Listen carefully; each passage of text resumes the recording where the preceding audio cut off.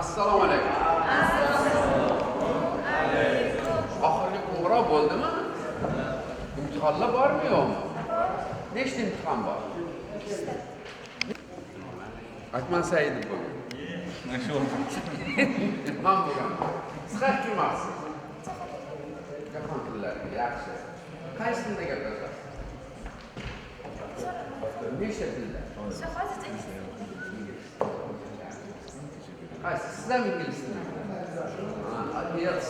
Ko'rib ketish kerak. Mana hozir mana yangilik keldi. Boymuratov Akmal mana shu maktabda birinchi sonli maktabda 11-sinf o'quvchisi 7 ta 8 ta xorijiy mamlakat institutiga kiribdi.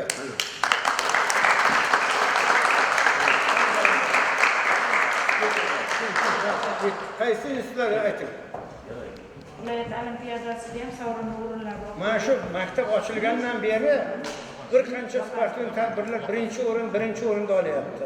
Va texnika universitetining Qarshi davlat texnika universitetining stipendiyasini oladigan o'quvchi ham bormi? Kim?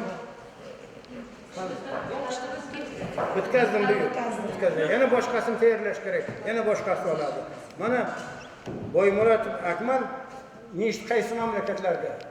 Kanada, Avstraliyalarga, keyin o'zimizda Toshkentda qaysi institut bor? Universiteti bor-ku. O'shani Toshkentdagi filiali bor. O'shalarga ham kirganman. Keyin Webster universiteti bor. Webster qayerda institut? Webster Amerika. Aytganda o'shani Amerikadagi, masalan, bilish kerak.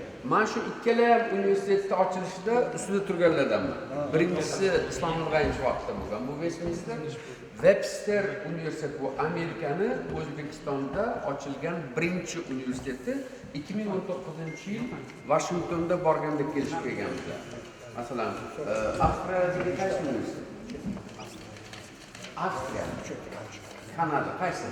Kanadada Glasgow, Shotlandiyada edi. Keyin Glasgowda, Shotlandiya. Shotlandiyada edi.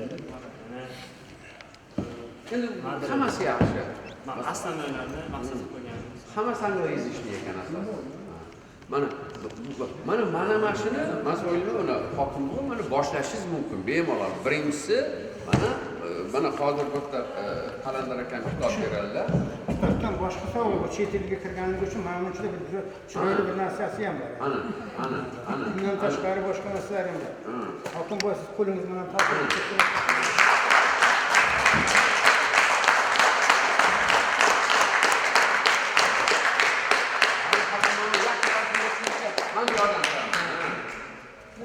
Yaqinroq keling, ustozim tushsin.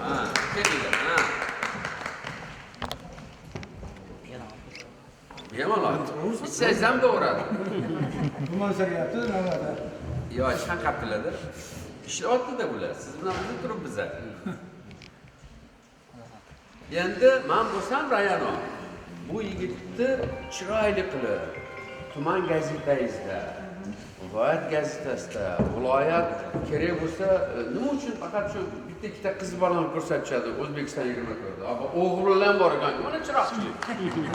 Yo, nima qanday ko'ribtasini ko'rib faqat qiz bolalar yonavermi? Mana axborotni ko'raman, nima bu muncha ketdi. Mana o'zbek yigitlari ham bor bu deb ko'rsatish kerak. Mana bularga ham rag'bat. Boshqalarga ibrat, boshqalarga motivatsiya beradi. Mana yaxshi o'qisam, shu mana o'rtoqlari bor, yonib yurgan mahallada qarindosh urug'i, do'sti o'tadi. Shu oddiy bola edi mana. Mana o'sha Zangiotani oddiy qishloqdan chiqqanman masalanda.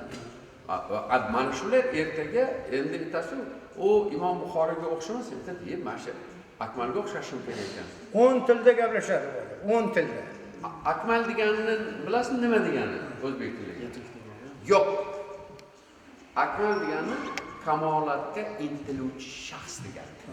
Kamol degani kamolatga erishgan. Bu arabchada, men ozgina arabcha ham bilaman-da. Shuning uchun Akmal означает человек, стремящийся к совершенству. Kamol, который достиг совершенства. Mana shu ismingizga har doim mos bo'ling.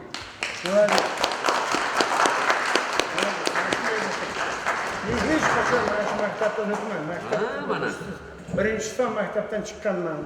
Mana shu maktabdan chiqqanman, g'urur bilan chiroqchidan chiqqanman, g'urur bilan gapiraman. Rahmat.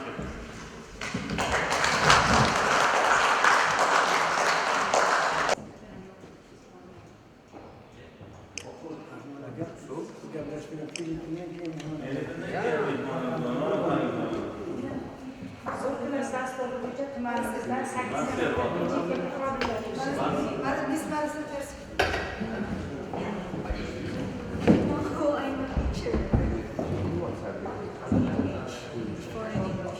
You teach English? Yes.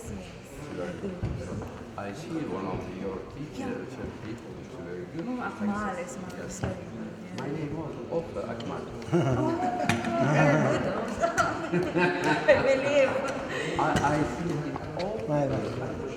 man yordamchim. Maqsad qo'ydim o'zimizdan. Akmalda zo'r bo'ladi deb qo'ydim-da. An achiever, right? Yes.